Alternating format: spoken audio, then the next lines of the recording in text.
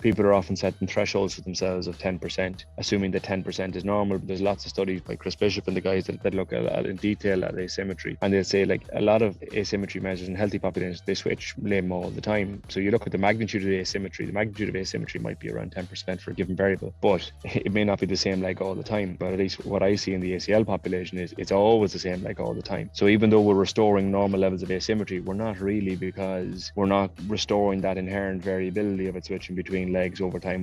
People say like 10% is good enough or 15% is good enough, and maybe it is, and in some people it is. The problem is we don't know who it is and who it isn't. It's certainly not normal. Like I can't predict who's going to get a second ACL injury, but I can reflect on whether you've restored normal function or not. And so while normal asymmetry may be within 10%, there is a variability within that 10%, and it switches between legs fairly regularly in most tests. In ACL populations, you can get to 10%, but it's still persistently they operate leg that's 10% below. I think we need to bear that in mind.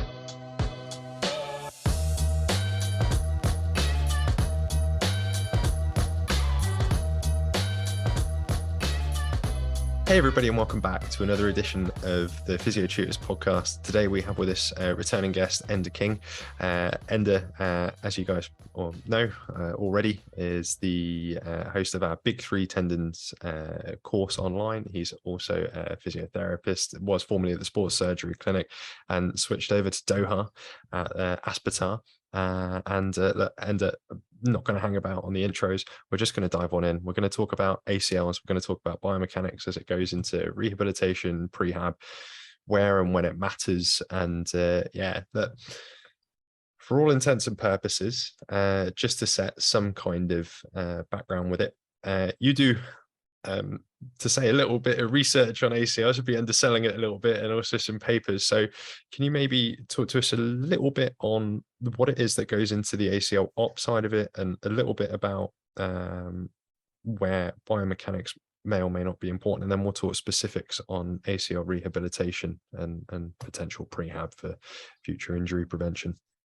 Yeah, for sure. So I suppose my background in ACL and biomechanics, I did my PhD on biomechanical outcomes after ACL reconstruction when I was fortunate to spend time in the Sports Surgery Clinic in Dublin. I think when you're looking at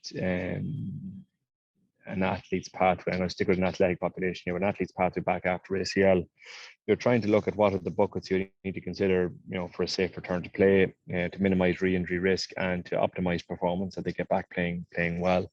And obviously biology plays a role. So, I mean, the graft will have to do its thing. It'll have to heal within the tunnel, and they will undergo a ligamentization process that takes up to 2 years. But generally speaking, a lot of the heavy lifting is done by 6 to 9 months in terms of the biology in that regard. There may be concurrent injuries, meniscus, ligaments, etc. But generally the ligament is the ACL is the limiting factor from a timeline and biology point of view about return.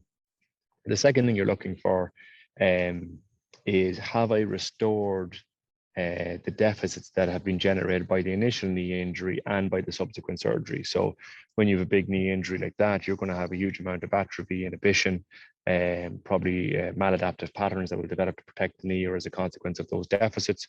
When you have surgery, it's like a second insult to the knee. So very often those deficits, especially the atrophy associated with the graft donor site, whether that's a quadriceps or patellar tendon or a hamstring graft, is going to be magnified. And I suppose our number one goal in rehabilitation is, have I restored normal function, whatever the hell normal is? And the number two is, in the restoration of that normal function, have I addressed as many potential risk factors for second injury as possible, at least the ones that I have influence over. And where biomechanics comes into play is, biomechanics is the measurement of human movement. And while we often measure human capacity in terms of how much weight can I lift, or how much force can I produce when I jump, it's important to concurrently look at the way that force is produced, both to see, have I restored normal function, either normal symmetry or normal coordination of function. And then secondly, if I had, if 70% of ACL injuries are non-contact in nature, maybe perhaps there's something about the way that I was moving prior to injury that left me susceptible to second ACL injury. So where the real value in biomechanics comes is, it's objective. So, you hear people look at movement screen and the knee collapses in a bit or their trunk comes forward a bit. That's grand, but what's a bit? And is it a bit less the next time I go to reassess them? And second of all is that you will consistently see ongoing biomechanical deficits despite there being biomechanical asymmetries, despite there being no performance asymmetries. This is very evident both in the work that my colleague Rula Kotsufaki has done in Aspetar and the work I would have done through my PhD, in that, you know, hop distance is a really poor metric of recovery of function, because you achieve symmetry in it much quicker than you do in the vertical jumps, and you achieve symmetry of vertical and horizontal jump height and distance before you achieve biomechanical asymmetry. And when I say biomechanical asymmetry, the force that you're putting into the ground, the way that you're putting in that force.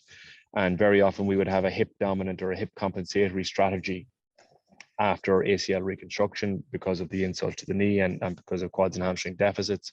So if we're using jump height symmetry as a measure of restoration of function, very often we may not be completing our job. And we may see ongoing deficits, in particular in the extension moment in that regard. Similarly, you'll see it in running and change direction tests, that, you know, ground contact time recovers in running when there can be very pronounced asymmetries in vertical ground reaction force and in knee extension moment and angle. Same with change direction tests, you know, symmetry of time change direction during a litany of tests can improve and go back to normal and symmetry, whatever good normal symmetry is. And you can have very, very persistent biomechanical deficits throughout that. So I think, what is the value to biomechanics after ACL reconstruction? It provides an objectivity to complement my clinical bias. So if I think it falls in a bit, well, let's go and measure it properly and see if it does or not. It provides objectivity to change over time. So, you know, one of the big challenges in rehab is, you know, I do lots of work, but am I getting reward for the work that I'm doing? You know, I'm training a lot, but actually, is my quad strength, is my knee extension moment, is my landing mechanics improving over time? And number three, then it allows us to say that if we're making decisions about, you know, your return, you know, there was an excellent review by Barbara Weston and Noyes talking about criteria for return to play. And number one was time from surgery, and number two was subjective outcome. So, like, how long has it been? It's been 9 months. How do you feel? I feel good. Right, away you go. So, I mean, biomechanics allows us to bring a bit of objectivity to it. And where it's probably influenced my practice the most is not only in trying to, I mean, one of the beauties about having a biomechanics lab where you work is your work is constantly under scrutiny. You know, if you're doing a 6-week block, like we do in Aspetar, and you test every 6 weeks, if things are not improving, you know, you got to go back and ask yourself, A, am I picking the wrong exercises? B, am I coaching them the wrong way? Or C, am I periodizing it in a way that's not getting adaptation? So, it goes back to that kind of black box thinking. You know, you have a metric, you know, you're seeing as that metric change. If it's not changing, right, I need to go back. And it's a phenomenal learning tool, and it's been hugely beneficial when I'm working with various teams, clinical teams, especially in Aspetar, because it starts exposing the inconsistencies in our practice. You know, there's no good exercise or bad exercises. There's where we are and where we want to go, and I can do what I do and you can do what you do, and it doesn't really matter what we do once we're trending both in the same direction. So I think biomechanics not only puts our work and our rehab under the microscope, but also it highlights things that you perhaps didn't know were important. Or, you know, if you only ever look at the hip, then all you'll ever see is things at the hip. But are you seeing the front of the foot and ankle? Are you seeing plyometric measures as well as jump measures as well? So I think the number one thing is it takes our bias out of it, or reduce it. I don't think it ever takes it out of it. It reduces it. And number two is it puts our work under the microscope. And anytime you're under the microscope, it's always a very strong learning environment. Man, oh man, oh man. That was thorough, to say the least. That's today's monologue. Yeah, absolutely. That's a lot to cover. You covered a lot of grounds there. So there's obviously a lot to unpack there. And I think you kind of ran through the whole gauntlet of the different aspects and the different reasons why it's useful, where we can use it, how we can use it as sort of pre and post measurement to track our progress, whether or not that translates out onto the field. As you mentioned, you're keeping it to the sporting population. But if we go right back to maybe a bit at the beginning of what you said of looking at the difference between sides with regards to force produced and with regards to asymmetries in movement patterns. Now, one thing that you're sort of taught when you learn in the basics is that you want it to be as symmetrical as possible. And yet here you're saying, actually, when you're looking at someone sprinting and change of direction, let's say operated leg might be the right leg, and then the unoperated leg, obviously then being the left, you want to see that the right leg moves as close to what the left one is doing. But actually there's some allowance for some difference between the two. How do we know, if we don't have access to a biomechanics lab, what is or isn't an acceptable metric for difference between two legs? Yeah, I think we often talk about movement variability, and we're all naturally asymmetrical, and we're more or less asymmetrical day to day, test to test, moment to moment. What tends to be quite clear is, people talk about 10% asymmetry being acceptable, but what they often miss is that 10% is asymmetry is quite variable. So from day to day, week to week, it switches between legs in normal healthy populations. In ACL populations, it doesn't. It stays persistently asymmetrical on the operated side, unless obviously you train it back up and across. So people are often setting thresholds for themselves of 10%, but actually assuming that 10% is normal. But there's lots of studies by Chris Bishop and the guys that look at in detail at asymmetry, and they'll say like a lot of asymmetry measures in healthy populations, they switch limb all the time. So you look at the magnitude of the asymmetry. The magnitude of asymmetry might be around 10% for a given variable, but it may not be the same leg all the time. But at least what I see in the ACL population is it's always the same leg all the time. So even though we're restoring normal levels of asymmetry, we're not really, because we're not restoring that inherent variability of it switching between legs over time. So like I'd rather be 10% over or better, whatever the hell is, and then it'll naturally migrate to that switching between the two. And I often, I don't know, we often set the bar too low after ACL, mainly because time is tight, mainly because our athletes are keen to get back, and also because it's hard, and you want to get rid of them and you want to move them on, and so people say like 10% is good enough or 15% is good enough, and maybe it is, and in some people it is. The problem is we don't know who it is and who it isn't, but it's certainly not normal. So like I can't predict who's going to get a second ACL injury, but I can reflect on whether you've restored normal function or not. And so while normal asymmetry may be within 10%, there is a variability within that 10%, and it switches between legs fairly regularly in most tests. In ACL populations, you can get to 10%, but it's still persistently the operated leg that's 10% below. I think we need to bear that in mind quite a lot. And going back to what you're saying, like how do we measure we don't have biomechanics? In some ways you can't, and in some ways you have to decide, look, at these are the tests that I can do. I know that doing these tests, these are the measures that I can get from it, and are they improving from time to time and from set to set?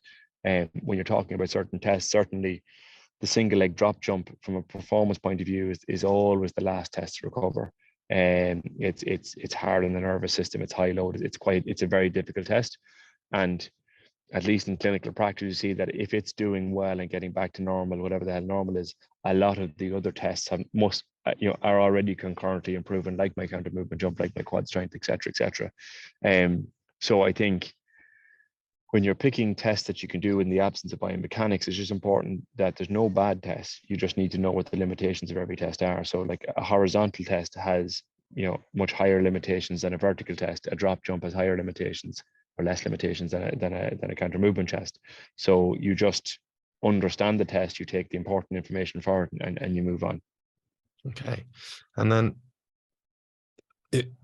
if we're doing that testing, then is that also something that we can then use as not just a return to sport factor, but also a predictor for future injury issues as well? Yeah, so it's very difficult to predict second injury, and it's even more difficult to predict in ACL for two reasons. Number one is that you have to follow an awful lot of people to get enough ACL re-ruptures. So and you can only trial or put so many variables into a prediction model without biasing that model and overfitting that model. So in the cohort that I followed in Dublin, we did 1,000 ACL reconstruction male athletes, 9 months return to play. And I won't get the right number, but I'm going to say 44 of them had a second injury. So that's 44 of 1,000. So like that's small numbers. You're only able to really put 4 predictive to 5 predictive variables in there. So it's very, very difficult to get enough. The second thing is in every prediction model, it's very difficult because the re-injury rate in the sports surgery clinic was about 2 to 3% for patellar tendons at 2 years, about 4.5% at 5 years. So if you're doing a prediction model and you say, are you going to re-rupture? And I say no every single time, I'm going to be right 95% of the time. So good odds how, you. So you're already the statistics and the numbers needed to try and predict are incredibly biased in something as asymmetrical of an outcome as ACL re-injury. The second thing is that not everyone ruptures their ACL in the same way, which is obviously a stupid statement, but like there's many different ways of overloading the ACL to the point of failure. For the most part, females tend to collapse or load more on the frontal plane, and knee valgus tends to be the dominant feature of their injury mechanism, but less so in males. So how comes, for females is more valgus, for males is less valgus, and therefore is the prediction going to be the same for both? The second thing is a lot of the early research focused on female athletes and re-rupture and rightly or wrongly suggest that valgus was the main measure. And while valgus does load the ACL, anterior translation is the primary loading mechanism of everyone's ACL. And in order to actually rupture your ACL with valgus alone, you have to completely rupture your MCL to get to your ACL to rupture through. And that happens actually in a very small minority of injuries. So you see these litany of papers looking at jumping and landing and change direction in particular, and how can we modify knee valgus during change direction. But knee valgus has never been shown to predict injury in change direction in any assessment, partly because of the difficulties that we've talked about previously. That doesn't mean it's not a factor influencing ACL load, it's not a factor influencing performance, but there's nothing to show that if I change knee valgus moment during change direction, I'm remotely altering anyone's injury risk for future injury. What you are doing though is you do see that there are marked asymmetries in knee valgus moment after ACL reconstruction. So if you see someone with a big knee valgus compared to the contralateral sides, that's not normal. And therefore I haven't done a good job at restoring normal function within that athlete. Never mind the fact that whether it does or doesn't predict re-injury. So like the one thing that we can be guaranteed to stick our hat on and be confident in is, can we measure and identify whether an athlete has gone back to normative ranges of movement? And in ACL rehab, that's our number one role and duty. Can we restore function? And number two is, after the restoration of function, can we minimize the risk of second injury? And so in my PhD, when we looked at our contralateral re-rupture rates, so those that went on to rupture their healthy limb, you're actually twice as likely to rupture your healthy limb as you are your operated limb across most of the literature. But in this male population, those that went on to second injury had no differences between limbs. So in all the performance of biomechanical tests, there was no differences between those that went on to rupture their healthy limb and those that didn't, which kind of made a mess of my hypothesis, because I thought, right, I don't do a good job of rehab. I put more load or responsibility onto the health limb and pop goes the weasel. But at 9 months, when you test them, there wasn't one asymmetry variable that came up as different between the groups, but there were loads of asymmetries that came up when you compared the healthy limb that went on to get injured to the healthy limb that didn't. And nearly all of those variables related to the sagittal plane in the drop jumps. So those that went on to rupture their healthy limb were less springy, they had lower levels of reactive strength, they had longer ground contact times, they flexed more at the hip, knee, and ankle, they had lower center of mass stiffness. And so that doesn't mean that that's applicable to a female population, because perhaps the sagittal plane is less relevant to a female population. But when you're trying to hypothesize why does a drop jump potentially, especially in the sagittal plane, why might that influence your susceptibility to re-injury in the contralateral limb? When you rupture your ACL, you're on the ground for about, it's in the first 40 milliseconds or so. So that's not enough time to say, I'm in the wrong position here, I need to get out of this position. It's not even enough time for spinal reflex. So the springier I am, or the more plyometric I am, the more activity I have in my musculoskeletal system or my neuromuscular system before ground contact. And so that, coupled with the position I am, will play a great role in influencing my performance, but also the way I load my knee joint. And therefore, the springier I am, perhaps the more protection I have, or the more neuromuscular activity or co-contraction, or whatever the 57 different terms are I have prior to ground contact, that may be protective, and also will mean, because the more activity I have in the system, the quicker my ground contact T, and the quicker I'll push off when I'm doing it. But again, as I said, it's very, very difficult to say, well, can you, if I test you today, can I predict what your drop jump is? I can show if you're lower than normal, and I can show that if you're below thresholds, that those that went on to re-injury were within that gap. But I can say with 94% certainty you won't rupture your healthy limb and be fairly accurate in that. But that's no good to the one that it does happen to. So in the females, it could be the opposite. It could be that because the valgus, we know that lower levels of strength, wider pelvis, greater Q angles leave females that are greater susceptibility to frontal plane movement deficits. And we know, going back to the reactive strength, that you get detraining of the nervous system after ACL injury. You're lying in bed for a couple of days, you're on crutches for a couple of weeks, you're slow to get going, etc. So any sport specific or high intensity exercise that your healthy limb would have had is going to be gone for weeks and months.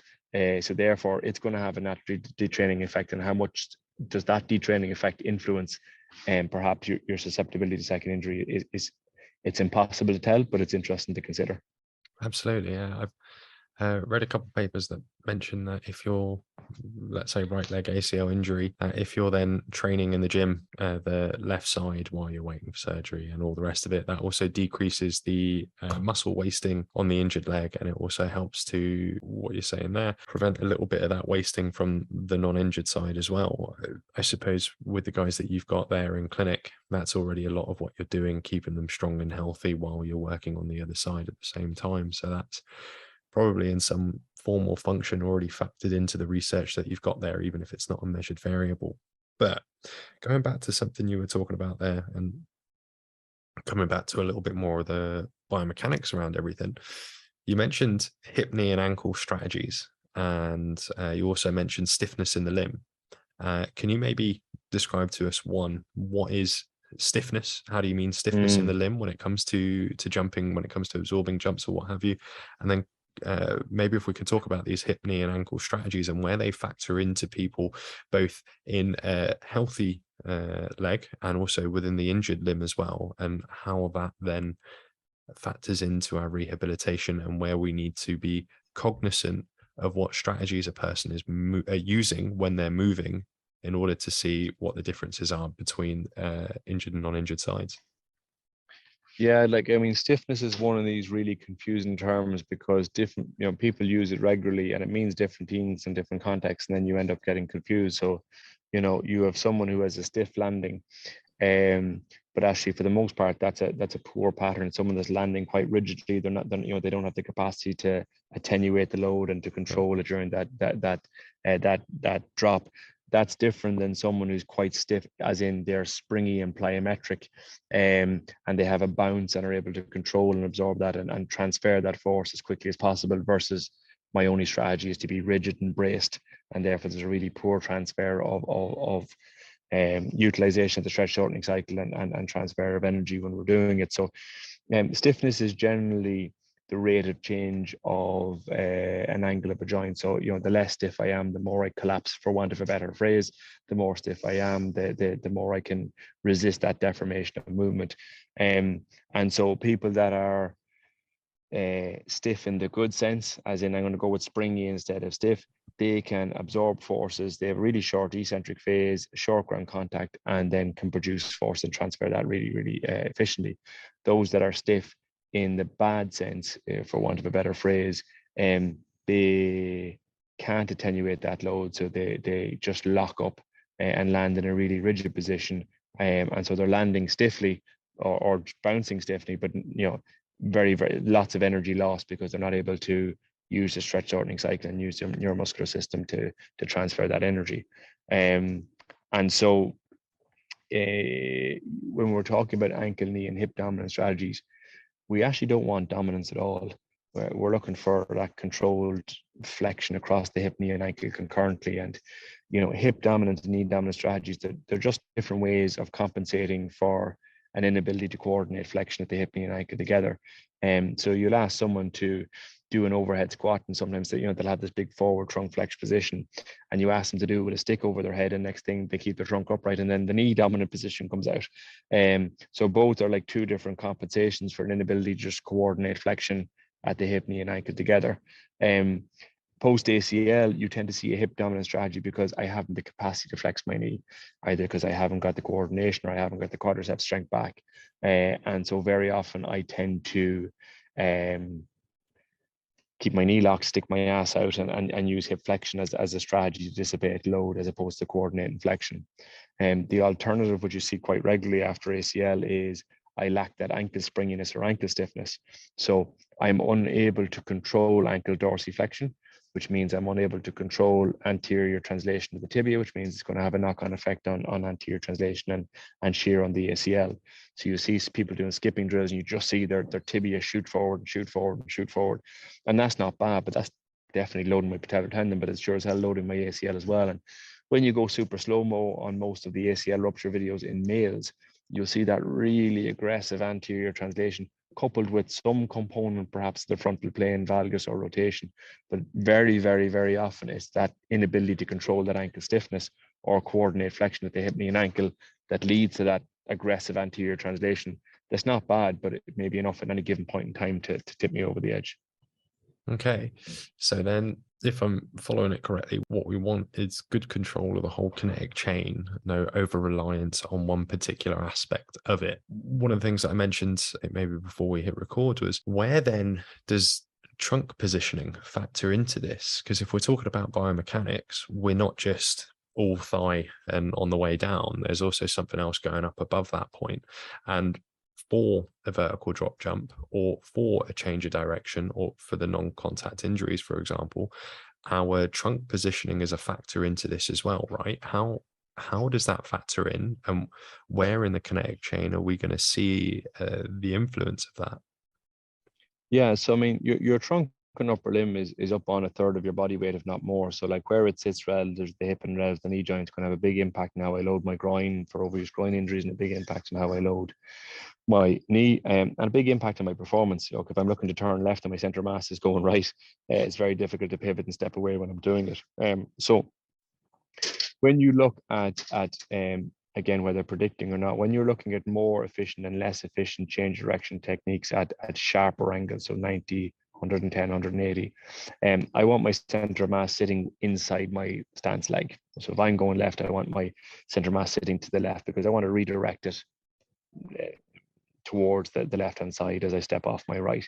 And the more I let my center mass drift to the right, generally the slower my change direction time is. So the more trunk side flexion I have or hip abduction I have, the slower my change. So there's a knock-on performance effect before we start.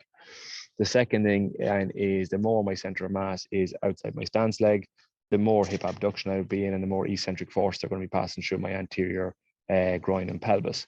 The thirdly is the more my center of mass is over on my stance leg, the more the ground reaction force will sit outside my knee and will be driving my knee into a valgus moment position, which will increase the load of my ACL. Whether it's enough to injure or not, or predict injury or not, is one thing, but certainly it is going to influence my knee loading. And going back to, you know, what we do know is we know what's normal and what's not normal. We know post ACL, guys and girls that change direction really struggle to redirect their center of mass and direction of travel, and very often they will allow it to collapse sideways or even in rotation towards that stance leg.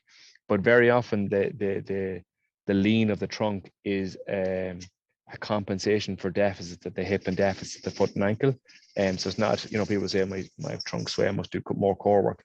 My trunk is swaying or rotating because I haven't got the hip strength or control to keep my trunk across. And you'll see people when they're going to do a jump off a box, and the first thing they do is lean completely over the stance leg. It's because they know they haven't got capacity and they haven't got the frontal plane control at the hip and ankle to compensate, to accommodate that. As opposed to, I don't have core strength when I stand up, so I'm going to lean over to one side when I'm doing it. So definitely has a massive effect on the kinetic chain more distally. It is a massive effect on performance.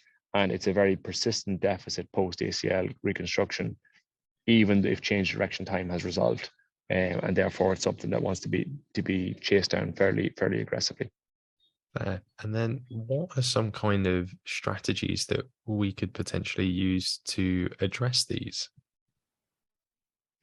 Specific in change, I suppose, like squatting and running and jumping and change direction, they're all motor skills. And like any motor skill, your learning and your transfer and your growth is from task compliance and the ability to solve motor challenges. So the analogy, ironically enough, I often use is go to the driving range and I hit 50 golf balls. And generally speaking, I'm absolutely no better at golf afterwards because I've just hit 50 golf balls the same way over and over again. There's no constraint to my practice. So for example, if I'm doing change direction drills, there's no point in me telling the athlete, don't let your trunk lean to the side. Because number one is that's not a good way of learning how to adapt motor patterns. And number two is, even if they can change it, they won't retain it between sessions. And number three is when the chaos comes and they can't think about it, they'll just go back and do what they're doing beforehand. So we need to give them tasks to solve where trunk side flexion is a poor answer to the question. So one way of doing that is trying to constrain the trunk. Holding a stick overhead is a fantastic way of locking up the trunk. And so now that you've locked up the trunk, you no longer have that answer in your battery to the question that's coming.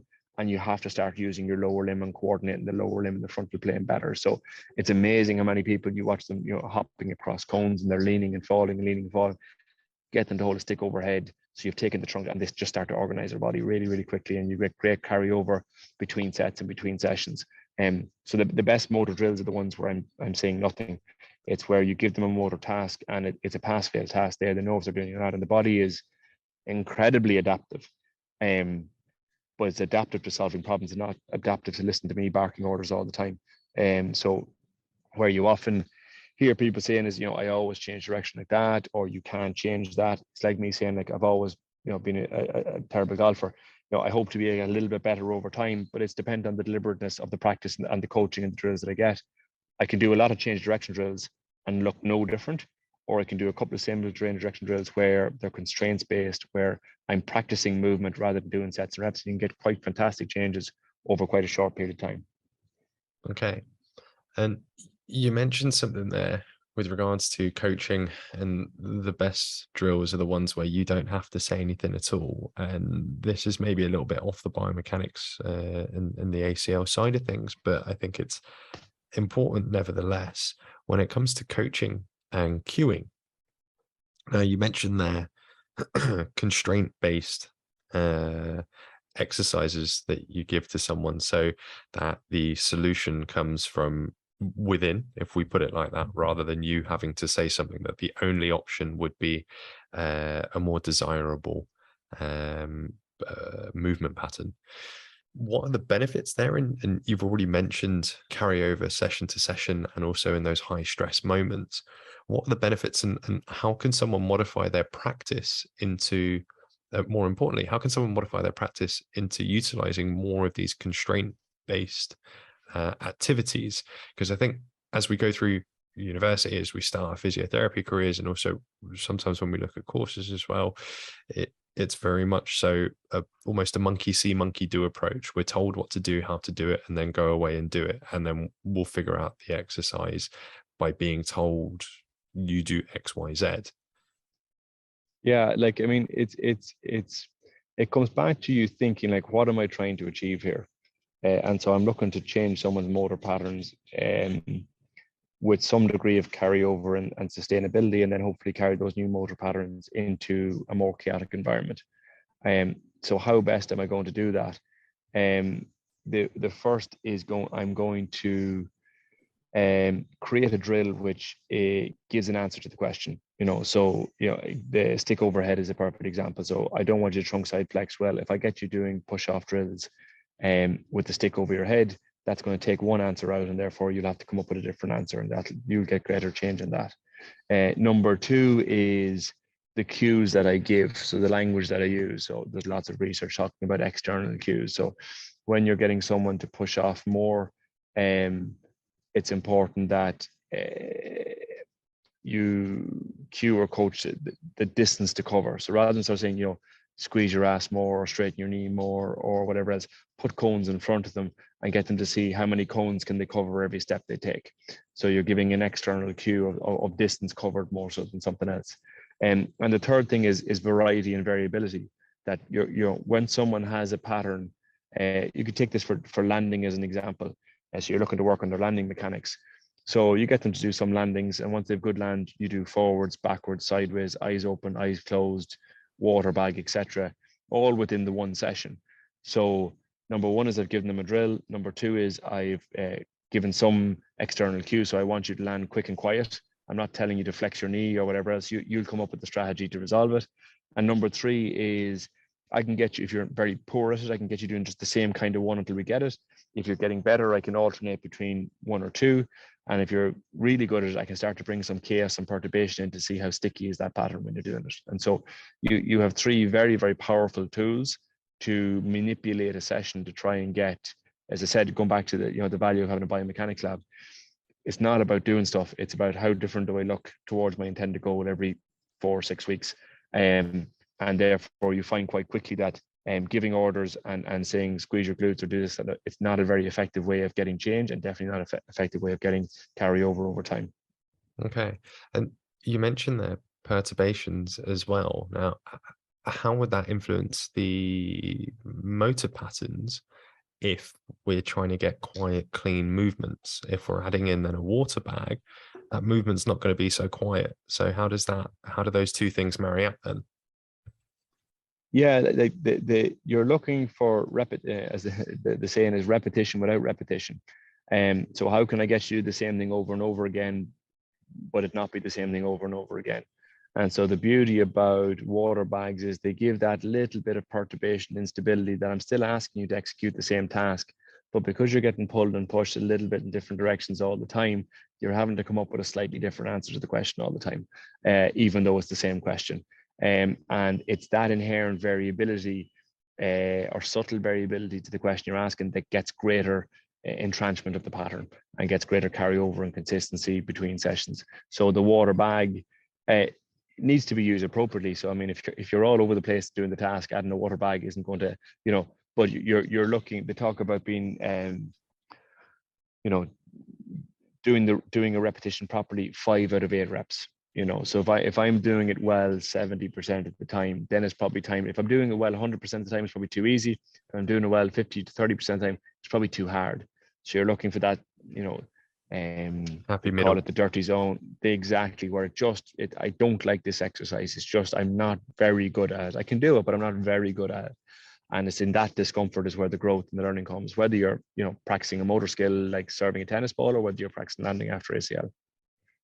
One of the things we kind of haven't addressed is, although it's been mentioned, how do we attempt to make sure that this stuff carries over into the sporting endeavor, into the actual sport that the person's going to be doing? Because like you mentioned, the ACL injury happens in 40 milliseconds. That's not a long enough time period for someone to have the mental thought process of, oh, my knee's twisting a little funny here, let me pull back a little bit or adjust my trunk position. How can we ensure some kind of carryover then? Yeah, so like movement strategies and the execution movement strategies are task specific. So you asked me to run around a cone, I can run around a cone, look very good. You asked me to change direction in response to an external stimulus, I could be like Bambi on ice. So there is a sport specificity with it. What we're looking in our rehab programs is to give our athletes the vocabulary. So have the movement and the coordination and the fundamentals, and then can we test those fundamentals in a sport specific environment, whether that's football or tennis or rugby, whatever those skills are. Because if I have biomechanical deficits during a planned movement, let's say like jumping and landing, they're not going to miraculously disappear when I go into more chaotic environments. In fact, they'll probably get exaggerated when I go into more chaotic environments. So what I want to do is resolve those deficits or enhance them to the best of my ability in a closed and non-chaotic environment, and then begin to really test and challenge them in that chaotic environment. And you see it time and again where, you know, athletes go back post ACL and they're doing small sided games and they're playing the game and they're getting sharper and their skills are coming back. But if you look at their movement strategies, their knee is still collapsing inwards. So the sport specific skills are not constrained enough to make them do anything different other than let their knee collapse inwards. So that's where you want your constraint drills working on your strategy while concurrently having your sport specifics exposure, that you're beginning to use this new or expanded or revised vocabulary that you're after redeveloping in the gym and on the training ground. Okay, lovely.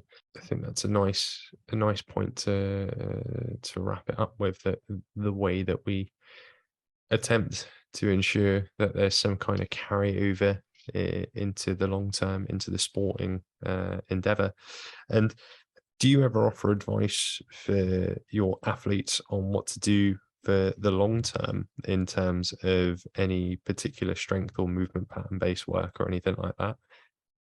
Yeah, like, I mean, the beauty about it is that good movement is good movement, and that, you know, the type of mechanics that may leave me susceptible to ACL injury are also the ones that are a little bit slower to change direction. And the kind of patterns that are poor for jump mechanics are kind of, or, you know, if I'm not very springy during my drop jump, they're going to influence my sprint mechanics and top end speed, etc. So like, the conversation moves very quickly away from rehabbing and more towards performance enhancement and performance development. And, you know, there is no end. There's just the end of rehabilitation transitioning to ongoing athletic development. And my big focus with every athlete is, you know, take your gym sessions as practice sessions, not as training sessions. So I'm going to practice to lift the heaviest weight I can, and I want to be a bit better doing it at the end of the session than the beginning of the session. Whereas very often it's a sets and reps, bang it out, you know, knee valgus, anterior tilt, whatever. It doesn't really matter. And same, especially for the running mechanics and change direction mechanics. Like, you see warm ups and guys are doing and girls are doing A skips and B skips, but there's no precision to what they're doing. There's no progressive difficulty of challenge to what they're doing, and there doesn't need to be for a generic get your heart rate up. And but if you're looking for, if you're spending the time, do it. Why not, you know, milk it for what it's worth and be getting that, you know, carry over in movement strategy as well. So like the big bit, going back to what you say, there are no good and bad exercises. You know, there is where I am and where I want to get them, and then is the exercise I'm doing achieving that? And that's the beauty by mechanical analysis. You're either changing stuff or you're not. And you go on to, like, it's great to go on Instagram and you see a million different videos and the exercises. And I can never judge any of those exercises unless I can ask the person that's doing it, what are you trying to achieve there? So like, it's not about it's the right exercise, the wrong exercise. The question is, what are you trying to achieve there? And did you achieve it? I think that's when you reflect on those things, you become less pushy about, I'm doing this and you're doing that. It doesn't really matter what we're doing. It only matters that we both head in the right direction with the athlete that we have.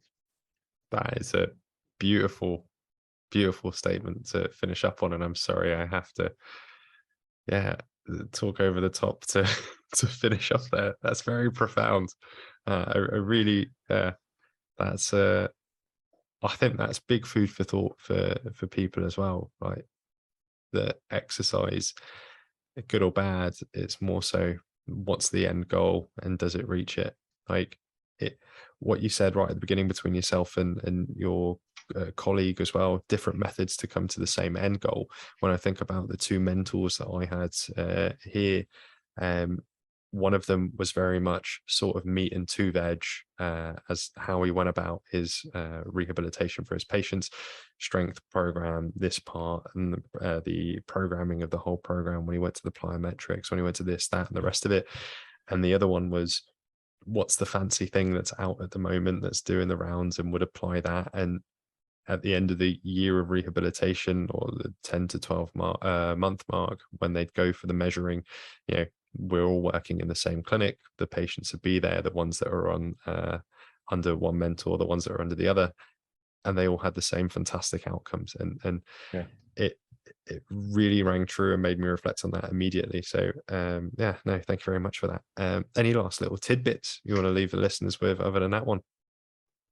No, I mean, the big thing is, you know, the day, as you say, the day you know it all is the day you know nothing. So it's trying to find ways to expose yourself in terms of your practice. And you know, I'm extremely fortunate in where I work in Aspetar that we've a large biomechanics lab, so your work can be scrutinized on a regular basis. But it's don't assume that what you're doing is having an effect. Find some way of measuring it, and try over time to find a more advanced way of measuring it. And you'll always learn. It's an incredibly fruitful feedback mechanism.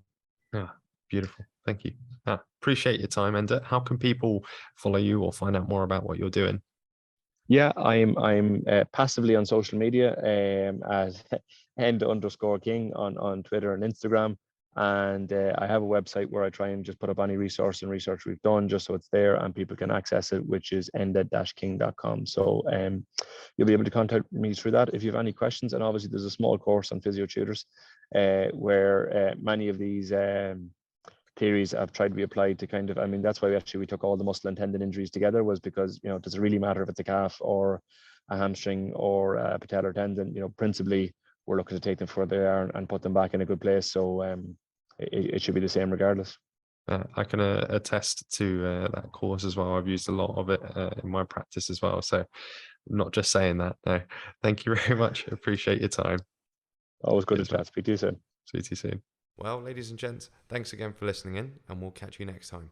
As always, wherever you're listening to this, we appreciate your time. And if you have any comments or suggestions, feel free to get in contact and let us know.